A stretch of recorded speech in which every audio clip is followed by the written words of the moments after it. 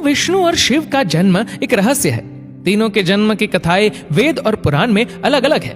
उनके अलग अलग होने का कारण यह है कि जो शिव को मानते हैं वे शिव को ही केंद्र में रखकर अपना दर्शन करते हैं, और जो विष्णु को मानते हैं वे विष्णु को केंद्र में रखते हैं। लेकिन सभी पुराण इस बात पर तो सहमत है कि शिव ने ब्रह्मा के पुत्र दक्ष की पुत्री सती और विष्णु ने ब्रह्मा के पुत्र भृगु की पुत्री लक्ष्मी से विवाह किया था।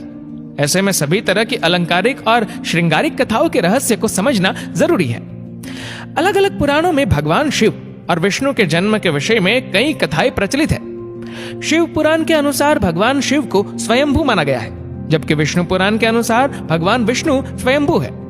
शिव पुराण के अनुसार एक बार जब भगवान शिव अपने टखने पर अमृत मल रहे थे तब उससे भगवान विष्णु पैदा हुए, जबकि विष्णु पुराण के अनुसार ब्रह्मा भगवान विष्णु की नाभि कमल से, जबकि शिव भगवान विष्णु के माथे के तेज से उत्पन्न हुए बताए गए हैं।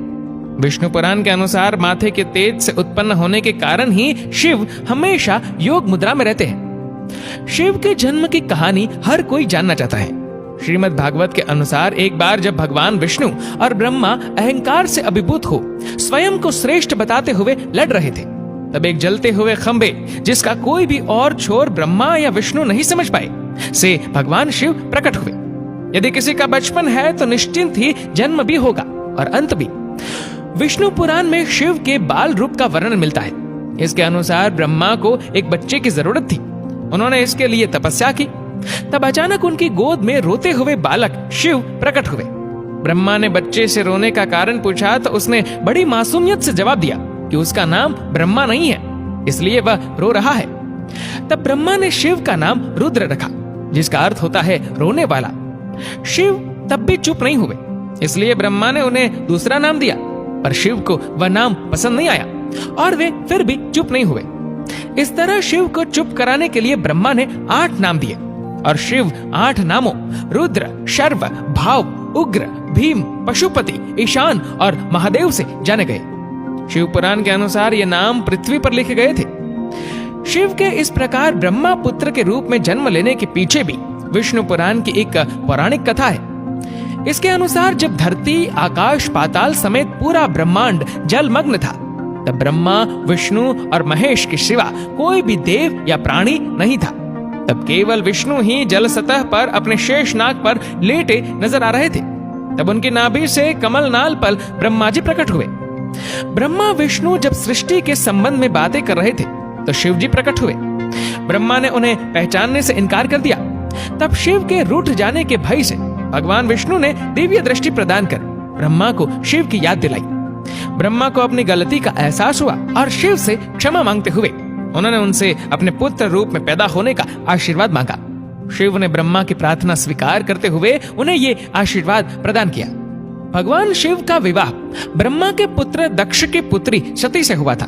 एक बार दक्ष ने एक विशाल यज्ञ का आयोजन किया, लेकिन उन्होंने शिव व सती को निमंत्रित नहीं किया।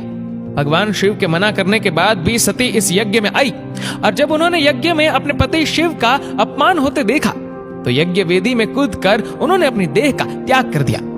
जब भगवान शिव को यह ज्ञात हुआ तो उन्होंने क्रोध में अपने सिर से एक जटा उखाड़ी और उसे रोष पूर्वक पर्वत के ऊपर पटक दिया। उस जटा से महाभयंकर वीरभद्र प्रकट हुए। शिव के इस अवतार ने दक्ष के यज्ञ का विध्वंस कर दिया और दक्ष का सिर काटकर उसे मृत्युदंड दिया। बाद में देवताओं के अनुरोध करने पर भगवान शिव ने दक्ष के सिर पर बकरे का मुंह लगाकर उसे पुनः जीवित कर दिया। इस संदर्भ में एक कथा है कि एक बार ब्रह्मा और विष्णु में श्रेष्ठता को लेकर विवाद होने लगा। दोनों निर्णय के लिए भगवान शिव के पास गए। विवाद का हल निकालने के लिए भगवान शिव साकार से निराकार रूप में प्रकट हुए।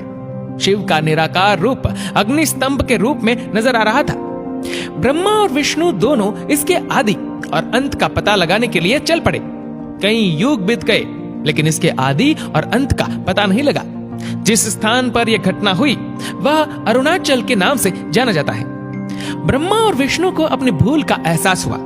भगवान शिव साकार रूप में प्रकट हुए और कहा कि आप दोनों ही बराबर है। इसके बाद शिव ने कहा कि पृथ्वी पर अपने ब्रह्म रूप का बोध कराने के लिए मैं लिंग रूप में प्रकट हुआ, इसलिए अब पृथ्वी पर इसी रूप में मेरे परम ब्रह्म रूप की पूजा होगी। इसकी पूजा से मनुष्य को भोग और मोक्ष की प्राप्ति हो सकेगी। सबसे पहले रुद्र हुए।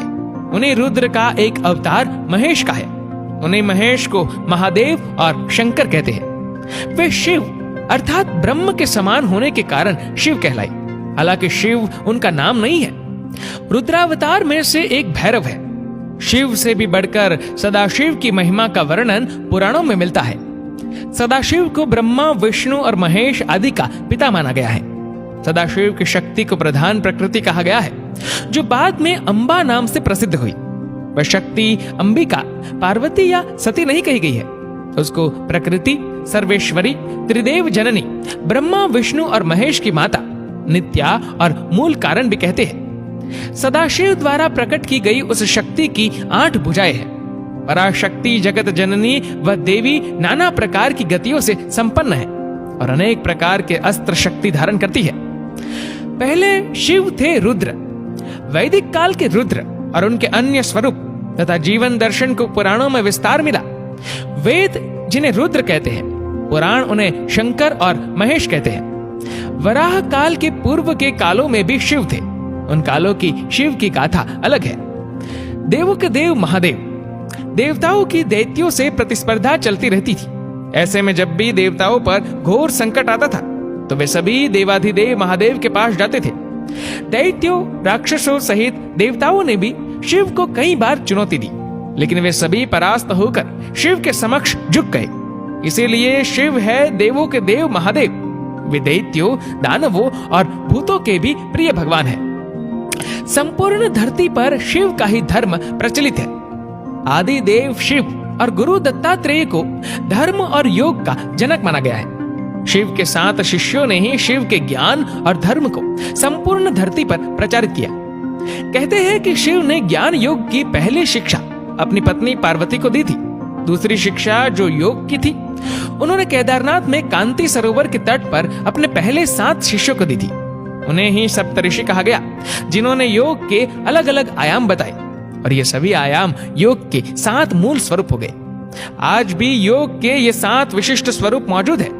इन सप्त ऋषियों को विश्व की अलग अलग दिशाओं में भेजा गया, जिससे वे योग के अपने ज्ञान को लोगों तक पहुंचा सके।